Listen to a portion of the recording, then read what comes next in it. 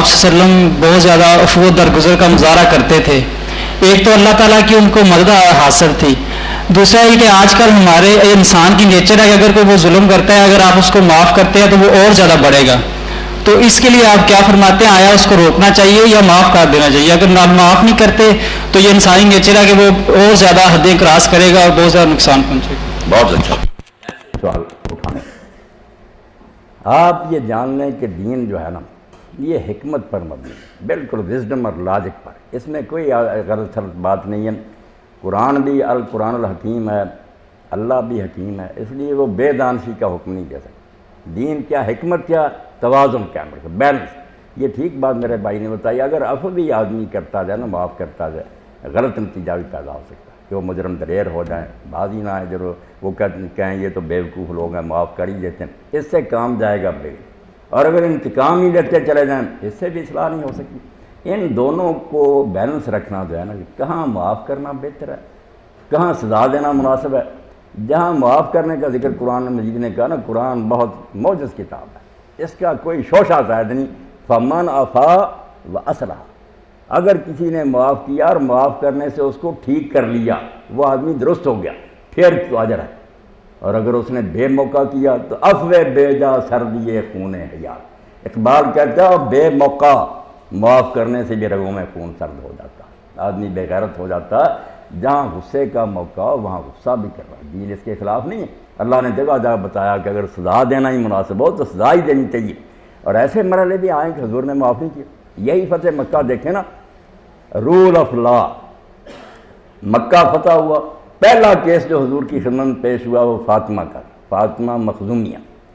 ابو جہل کا خاندان، خالد بن ولید کا خاندان، یہ بنو مخزوم تھے. اور رسول کریم علیہ السلام کی دادی عبد المطلب کی کئی بیویاں تھیں، مگر عبداللہ، ابو طالب اور زبیر، یہ ان تینوں کی والدہ فاطمہ ہی تھا اس کا نام.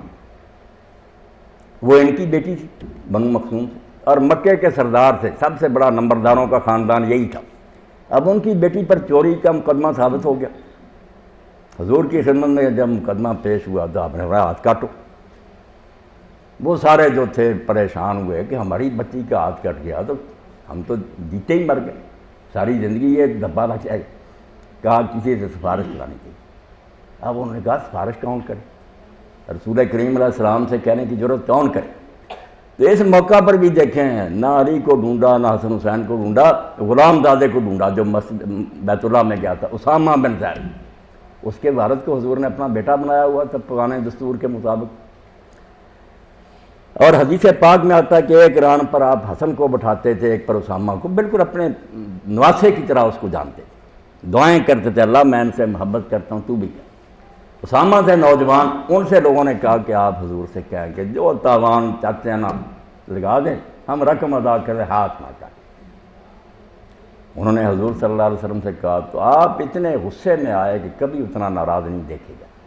لوگوں کو جمع کیا، خطبہ دیا، اور آپ نے فرمایا تم سے پہلے جو امتیں برباد ہوئی نا ان کی بربادی کا سبب یہی تھا کہ کسی کمزور اور غریب آدمی نے جرم کیا تو قانون حرکت میں آ گیا. قاضی بھی بیٹھ گئے اور جج نے فیصلہ سنایا، اور اگر کوئی بڑا آدمی آیا گرفت میں اس کے لیے قانون بدل دیا، رعایت نکال دی. اس سے تو وہ برباد ہوئی کہ عدل نہیں رہا، قانون کی حکمرانی نہیں رہی، قانون ممکنات بن گئے.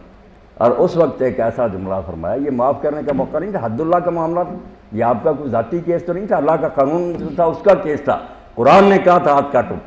رسول کریم علیہ السلام نے اس وقت ایسی بات کی جو نظام عدل میں، انصاف کی دنیا میں بے نظیر جملہ. آپ نے فرمایا اگر آج فاطمہ بنت محمد نے چوری کی ہوتی میں اس کا ہاتھ بھی کاٹ دیتا تو میں اس فاطمہ کے لیے پھر میری بیٹی نے جو جنت کی عورتوں کی سردار وہ بھی چور ہوتی، ہاتھ اس کا بھی کر دیتا. تو ٹھیک ہے بات میرے بھائی، دین ہے حکمت مبنی. جو حکم بھی آپ دیکھیں گے نا غصے کے وقت غصے کا بھی حکم دیتا، معاف کرنا اگر مناسب سمجھا جائے اس کا بھی حکم دیتا. ایسی بات کبھی نہیں دین میں آپ پائیں گے جس میں جھول پائی جائے کہ ایک ہی طرف لوگ گیا. توازن ہے، نہ افراط ہے نہ تفرید ہے، درمیان.